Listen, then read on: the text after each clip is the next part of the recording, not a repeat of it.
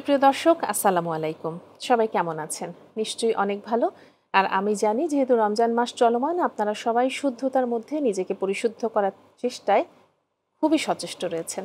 আপনাদের চেষ্টা সবসময় অব্যাহত থাকুক, এ বছরের মতো, এ মাসের মতো, সব সময়ের মতো। সুপ্রিয় দর্শক, আপনারা দেখছেন পূর্বাচল হাভেলি সিটি নিবেদিত রমজানে কর্মজীবী নারী অনুষ্ঠানটি।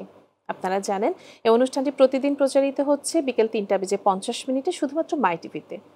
এখানে থাকেন আমাদের একজন কর্মজীবী নারী, যিনি তার সমাজ, সংসার, পরিবার আর কর্মস্থল সামলে কিভাবে এতটা সফল হয়েছেন, আমরা সেই গল্পটি আপনাদের কাছে তুলে ধরি।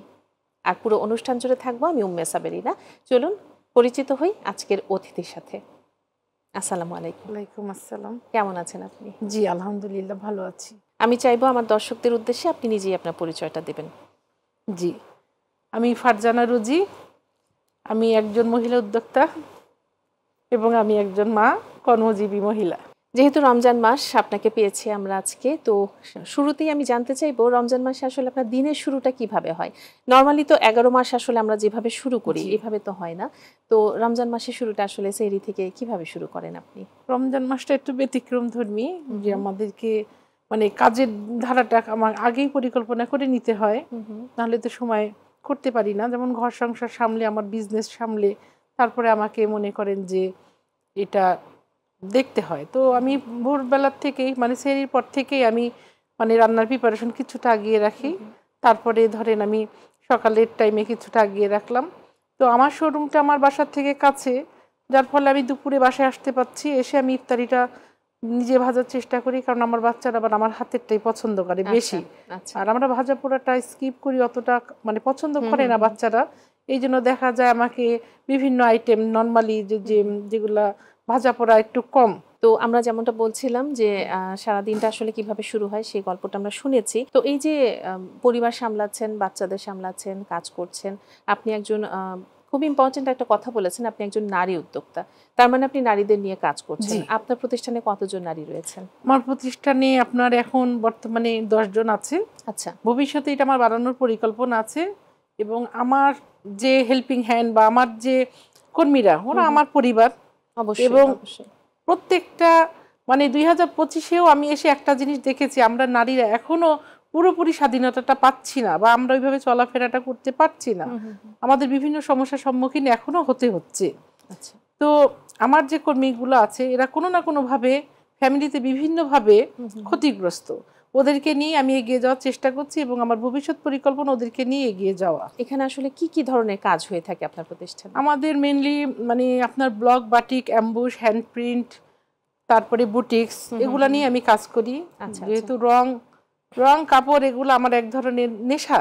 আচ্ছা। এবং এখন আমার বিজনেসটা বা আমার এই কাজটা, এটাও আমার একটা সন্তানের মতো। অবশ্যই অবশ্যই, আমি খুব ভালোবাসি আমার কাজকে। আমি আসলে সবসময় বলি যে অফিস হচ্ছে আমাদের সেকেন্ড হোম। আমরা কিন্তু বা কাজের জায়গাটা আমরা বাসায় যতটা সময় দিই তার থেকে অনেক বেশি সময়, অনেক বেশি অ্যাক্টিভ থাকি অফিসে বা ব্যবসা প্রতিষ্ঠানে, যার যে কর্মস্থল আসলে সেখানে।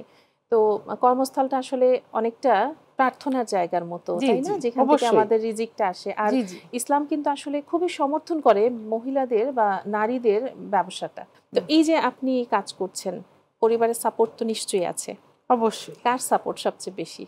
আমি যখন প্রথম দিকে আমি কাজ শুরু করি, এটা কত বছর আগে হবে? এটা আপনার 20 বছর আগে। আচ্ছা, 20 থেকে 21 বছর আগে। তখন সবচেয়ে বেশি সাপোর্টটা যাচ্ছিল সে আমার মা। আচ্ছা। মা মানে উনি একটা খুব হাই লেভেলের মানে একটা মানে উদ্যোক্তা ছিলেন। আচ্ছা। কারণ সেই যুগে তো ধরেন আমাদের মতো এখন বর্তমানে ছেলেমেয়েরা যে সুযোগ সুবিধা পাচ্ছে, তারা ফোনের মাধ্যমে বিভিন্ন কিছু দেখতে পাচ্ছে। একটা সেলাই বলেন, ব্লগ বলেন, বাটিক বলেন, এখন আসলে ইউটিউবে সবকিছু তারা দেখতে পাচ্ছে। কিন্তু সেই যুগটাই তো এরকম ছিল না। তাদেরকে খুব কঠোর পরিশ্রম করে শিখতে হয়েছিল। এবং মার উদ্যোগে, মার অনুপ্রেরণাতেই আমি এই মনে করি কাজে আসি। ফার্স্ট আমার নেশার থেকে এটা আমার পেশায় দাঁড়িয়েছে। আচ্ছা।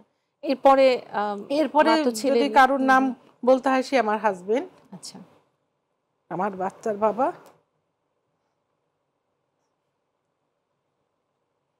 তিনি কি আমাদের মাঝে নেই? জি না, উনি গত বছর মার্চের 10 তারিখে হার্ট অ্যাটাক করে উনি চলে যায়। উনি যাওয়ার পরের মাসে আমার অ্যাক্সিডেন্ট হয়। আচ্ছা। পা আমার ভেঙে যায় এবং 8 মাস আমি খুব ডিপ্রেশনে চলে যাই। আমার এত শখের ব্যবসা, আমার কাজ, আমি কোনো কিছুই করতে পারি না। এক টাইমে মনে হয় যে না, আমার দ্বারা কিচ্ছু হবে না, আমার লাইফ শেষ, আমি আর কিছুই করতে পারবো না। মানে তাকে ছাড়া কল্পনা করা যায়নি, কারণ সে আমার হাতে হাত রেখে আমার পায়ের সাথে পা মিলিয়ে আমরা একসাথে চলেছি এবং আমার এই ব্যবসাতে সে প্রচন্ডভাবে আমাকে সাপোর্ট দিয়েছে। জি 8 মাস আমি ডিপ্রেশনে চলে যাই। তখন এক পর্যায়ে আমার বাচ্চারা আমাকে বোঝানোর চেষ্টা করে, আমার 3 বাচ্চা।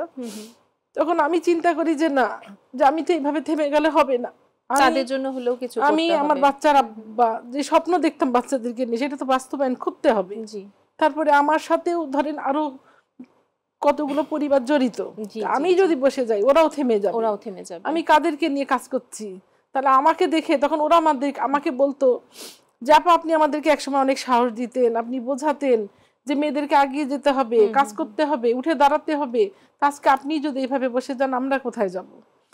তো আমি আস্তে আস্তে ডিপ্রেশন থেকে বেরিয়ে এসে আবার পুরো দমে কাজে ফিরেছি।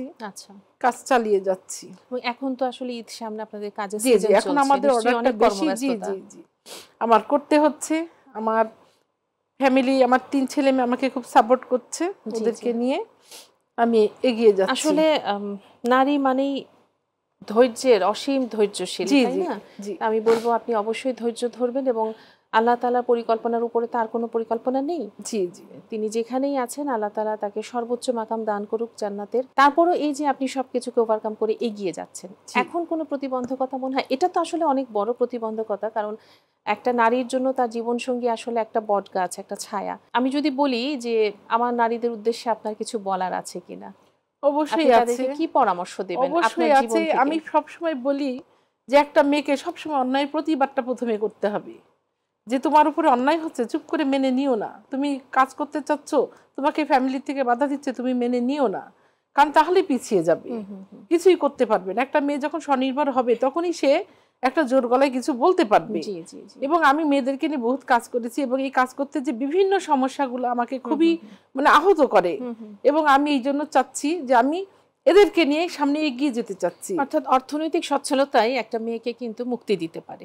জি, মেন্টালি এবং আপনার অর্থনৈতিকভাবে, সামাজিকভাবেও দাঁড়িয়ে উঠতে পারবে। এবার যদি আমরা একটু রমজানের প্রসঙ্গে আসি, রমজানে তো আপনি অনেক কাজের মধ্যে রয়েছেন, পাশাপাশি পরিবারও সামলাচ্ছেন। তো নিজেকে সুস্থ রাখার জন্য আসলে আপনার সেহরি বা ইফতারে কি ধরনের আয়োজন থাকে, বা আপনি কিভাবে নিজেকে ঠিক রাখেন, এটা যদি আমার নারী দর্শকদের উদ্দেশ্যে একটু বলেন। জি জি মেয়েরা আসলে এমনি অনেক পরিশ্রম করে, প্রচুর পরিশ্রম করে। পরিশ্রমটা হয়তো মাপকাঠি করা যায় না, কিন্তু প্রচন্ড পরিশ্রম করে। যেমন আমরা মানে বুটিক হাউসে বসতে হচ্ছে আসরের পর থেকে, ধরেন আমি রাত 10:30 11টা পর্যন্ত বসতেছি। তো দেখা যায় যে প্রচুর পরিশ্রম করতে হয়। এই জন্য আমি বলবো যে শরীরকে ঠিক রাখার জন্য মানে আপনার ইফতারের পর থেকে প্রচুর পরিমাণে পানি খেতে হবে। বিভিন্ন পানি খাওয়া যাবে, যেমন ধরেন লেবুর পানি, অ্যালোভেরার শরবত, তারপরে এখন এই যে বেলটা খুব পাওয়া যাচ্ছে, বেলের শরবত, তারপরে মনে করেন যে মাছ মাংস একটু কমিয়ে দিয়ে আমরা, যেমন এখন লাউ খুব কিন্তু বাজারে দেখা যাচ্ছে, হ্যাঁ সবজিটার উপরে জোর দিতে হবে, মানে সবজিটা প্রচুর পরিমাণে খেতে হবে, ঠান্ডা রাখে এমন খাবার খেতে হবে। আমি আসলে আমার কর্মজীবী বোনদের উদ্দেশ্যে জানতে চাই যে কিভাবে তারা আল্লাহর সান্নিধ্য আরো বেশি পেতে পারে, বা কি কি ইবাদত বন্দেগীর মাধ্যমে আপনি কিভাবে করেন? আমি সবসময়, আমার ভেতরে একটা জিনিস আছে যে আমি সবসময় প্রতিটা কাজ করতে করতে বা বিভিন্ন সময় আমি কিন্তু প্রচুর আমল করি। আচ্ছা, হ্যাঁ, ছোট ছোট যে আমলগুলো আছে আমি সবাইকে পরামর্শ দিই যে আমলগুলা করেন। যেমন ধরেন আমি বলি যে কাজের ফাঁকে ফাঁকে আলহামদুলিল্লাহ, সুবহানাল্লাহ, তারপর লা হাওলা ওয়ালা কুওয়াতা ইল্লা বিল্লাহ, এগুলা যে আমলগুলো আছে, দোয়া ইনুসটা, এগুলা যদি আমরা আমলটা করি, মানে চলতে ফিরতে যে কোনো কাজ করতে, এটা কিন্তু আমাদের কোনো একটা এক জায়গায় বসে আমাদেরকে করতে হবে ওইটা না। অনেকে বলে সময়ের অভাবে পারি না, না, সময় আমরা ওইভাবেই করব। আমি রানতেও কিন্তু আমি আমার আমল, ছোট ছোট আমলগুলো আমি পড়তে পারি। জি, এটা আমি পড়তে পারছি। যেমন ধরেন যে আমি কাজ করছি, তখন আমি ধরেন এই আমলগুলা করছি। তো এইভাবে আসলে করতে হবে, যার যার হিসাব তাকে দিতে হবে। এই জন্য যে যতটা পারবো এবং যে না পারে তাকে প্রেশার না, আস্তে আস্তে বুঝাতে হবে যে এগুলো করতে হবে, এগুলার এই সুফলগুলো রয়েছে। যে আমি যেমন ধরেন আমার মানে যারা আমার সাথে কাজ করে তাদের সাথে কিন্তু আমি পরিবারের মতো, এবং তাদেরকে আমি সবসময় সবকিছুতে মানে একটু সাপোর্ট দেওয়ার চেষ্টা করি। বিষয়গুলো খুব ঠান্ডা ভাবে ধীরে সুস্থে বোঝানোর চেষ্টা করি। তারা তো নিশ্চয়ই বোঝে এবং সেই অনুযায়ী করার চেষ্টা করে। তো এই যে আপনি নারী উদ্যোক্তা হিসেবে রয়েছেন, আপনার একটা বুটিক শপ রয়েছে, এ নিয়ে আপনার ভবিষ্যৎ পরিকল্পনা কি? ভবিষ্যৎ পরিকল্পনা তো আমার ব্যাপক ছিল, যদিও আমি মনে করেন মাঝে একটা বাধাগ্রস্ত হয়েছি। মানে আসলে আমার বাচ্চার বাবাকে ছাড়া তো আসলে আমি কোনো কিছু চিন্তা করতে পারিনি, বা সেইভাবে চলে যাবে এটাও তো ভাবা যায় না। কার জীবনে কখন কোন ঝড় আসবে এটা কিন্তু কেউ বলতে পারি না। সাডেনলি মানে ধরেন আমার এত বড় একটা মানে কষ্ট, তারপরও দেখা গেছে যে না, আমি খুব অসুস্থ হয়েও আবার উঠে এসেছি যে না, আমার করতে হবে। আর আমার নারীদেরকে নিয়ে আমার অনেক দূরে এগিয়ে যাওয়ার ইচ্ছা আছে, যে সমাজে অবহেলিত যে মেয়েগুলা রয়েছে এদেরকে আগাতে হবে, স্বাবলম্বী করতে হবে। যে যেই কাজটা পারে, যে যেই কাজটা পারে তাকে সেই কাজটার থেকে তুলে আনতে হবে। যেমন আমি মাঠ পর্যায়ে বিভিন্ন কাজ ছড়িয়ে ছিটিয়ে দিয়ে, যেমন ওইখান থেকে আমি বিভিন্ন জনকে বেছে নিয়ে এসেছি যে না, এরা এই কাজটা পারবে, অমুক এই কাজটা পারবে, এইভাবে। তো যার যেখানে স্কিলটা আছে ওইভাবে আমাদেরকে কাজে লাগাতে হবে। হ্যাঁ, সে ওইটাই করুক, তাও সে এগিয়ে যায়। আল্লাহ পর্যন্ত রহম করে আসছে, যে তার অশেষ দয়া, যে আল্লাহর অনেক অশেষ দয়া এবং মানুষের ভালোবাসা আমার উপরে অনেক আছে, যার ফলে আমি এখনো আছি। তো আমার ইচ্ছা আছে যে আমি সবাইকে নিয়ে সামনের দিকে এগিয়ে যাব। মানে আমি সবার কর্মসংস্থান করার চেষ্টা করছি, এবং আমি চাই প্রত্যেকটা মেয়ে যে যে পজিশনে আছে নিজের পায়ে দাঁড়াক। আচ্ছা, আমরা যদি একটু রমজান প্রসঙ্গে জানতে চাই, এই যে আমরা 14-15 ঘন্টা না খেয়ে থাকছি, পানাহার থেকে বিরত থাকছি, তো আমার কর্মজীবী বোনদের উদ্দেশ্যে আপনার যদি কিছু বলার থাকে, তারা আসলে আপনি কি এমন কোনো ট্রিক্স মেনটেন করছেন যেটাতে আপনি সুস্থ থেকে এই যে সারাদিন কর্মচাঞ্চল্যের মধ্যে রয়েছেন, তারা আসলে কি করতে পারেন? খাদ্যাভ্যাস কিংবা শরীরচর্চা, এই বিষয়ে আপনার কিছু বলার আছে? খাদ্যাভ্যাস তো আপনার ডেফিনেটলি যে আপনার খাদ্যাভ্যাসটা একটু চেঞ্জ করতে হবে। আমি তো বললাম যে ঠান্ডা থাকে যেই সবজিগুলা, প্রচুর পরিমাণে শরবত খেতে হবে, আর হচ্ছে ঘুমাতে হবে। আচ্ছা, মানে একটা মানে 5 থেকে 6 ঘন্টা অবশ্যই ঘুমাতে হবে। ঘুমের পরিবেশটা তাদেরকে সৃষ্টি করতে হবে। এটা নিজের জন্য, নিজে সুস্থ থাকার জন্য। জি, নিজে সুস্থ থাকার জন্য মানে এই কয়েকটা দিক খেয়াল রাখতে হবে অবশ্যই। আচ্ছা। তো এই যে রমজান পার করছেন, এর আগেও তো অনেক রমজান এসেছে, তো ছোটবেলার রমজানগুলো আসলে কেমন ছিল? বাবা মার সাথে তখনকার রোজাগুলোকে মিস করেন কিনা? রোজার সময় জি, ছোটবেলাটা খুব মিস করি এই কারণে যে তখন সবাই মনে করেন একসাথে গোল হয়ে বসে বাবা মার সাথে ইফতার করতাম, ভাই বোনদের বন্ডিংটা খুব মধুর ছিল, একসাথে করতাম।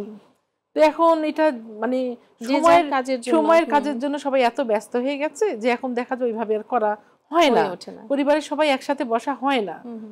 তো সবচেয়ে রমজানে আমি এখন বর্তমানে আমি ধরেন যাকে সবচেয়ে বেশি মিস করি সে হচ্ছে আমার হাজবেন্ড তোবারক হোসেন কাজল। তো কাজল সাহেবকে আমি খুব মিস করি, কারণ উনি আমার সব সাইডেই হেল্প করতো। বিশেষ করে রমজানে উনি শরবতটা খুব বানাতে পছন্দ করতো এবং করে দিত। মানে লেবু টেবু উনি এগুলা সব চিপে টিপে শরবতটা করে দিত, এবং দেখতো যদি কিছু নেই তো উনি দ্রুত নিচে নামতো, আবার যে কিনে নিয়ে আসতো, নিচে নামতো, আবার যে কিনে নিয়ে আসতো। আসলে এত বছরের সংসার তো, একজন সঙ্গী যখন হঠাৎ করে বিয়োগ হয়ে যান, এটা মেনে নেওয়া খুবই কষ্টকর। তারপরও মানে এটা ধরে নিতে হবে যে আল্লাহ সবাইকে যেতে হবে। তারপরও হয় কি যে মন তো, মানুষের মন তো, যে আমরা মানতে পারি না কেন এটা হলো। হ্যাঁ, কিন্তু আমাদের সবাইকে, আমাদের যতটুকু আয়ু আছে আমরা অতটুকুনি বাঁচবো। তো দেখা যায় যে মানতে আসলে কষ্ট হয়, কিন্তু আল্লাহ তো আমাদের সবারই মনে করেন যে হায়াতটা নির্দিষ্ট টাইমে বেঁধে দিয়েছে, বা আমাদের রিজিক পৃথিবীতে যতটুকুন আছে আমরা অতটুকুনি বেঁচে থাকবো। আমি আসলে অনেক রুগী টেনেছি এবং আমি অনেক রুগীর কাছে থেকেছি। তো আমি দেখেছি যে আল্লাহ তাআলা বলে যে যতটুকুন রিজিক আছে, যতটুকুন পানির ফোঁটা আছে, ততটুকুন টাইমে আমরা বেঁচে থাকবো। অবশ্যই আমি দেখেছি যে 1 মাস 1.5 মাসও মানুষ না খেয়ে শুধু পানির উপরে বা ফলের রসের উপরে বেঁচে থাকে। হ্যাঁ, এটা আমি দেখেছি যে হ্যাঁ, কথাটা ঠিক, সে নিয়ে যাবে পৃথিবীতে তার খাওয়া, তার পানাহার যেতটুকুন আছে সে নিয়ে যাবে। তারপরও কষ্ট হয়। আর রমজানে মিস করি হচ্ছে মাকে, আমার মাকে, আর মিস করি হলো আমার শ্বশুর সাহেব, শাশুড়ি মাকেও মিস করি। ভীষণ ভালো লেগেছে আপনার সাথে কথা বলে, এবং আমি অবশ্যই আশা করব যে আপনাকে দেখে আমার আরও যারা নারী উদ্যোক্তা রয়েছেন, যারা কর্মজীবী হতে চান, স্বাবলম্বী হতে চান, তারা ইন্সপায়ার হবেন, অনেক বেশি আগ্রহী হবেন নিজেকে স্বাবলম্বী করে গড়ে তুলতে।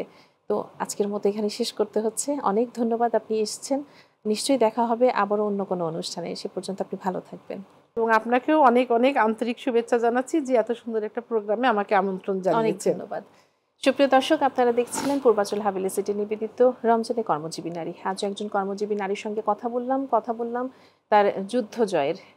নিশ্চয়ই আপনাদের ভালো লেগেছে। আগামীকাল আবারও দেখা হবে একই অনুষ্ঠানে একই সময় অন্য কোনো অতিথিকে সাথে নিয়ে। সে পর্যন্ত আপনারা সবাই সুস্থ থাকুন, ভালো থাকুন এবং মাই টিভির সাথেই থাকুন। বিদায় নিচ্ছি আমি উম্মে সাবেরিনা। আল্লাহ হাফেজ।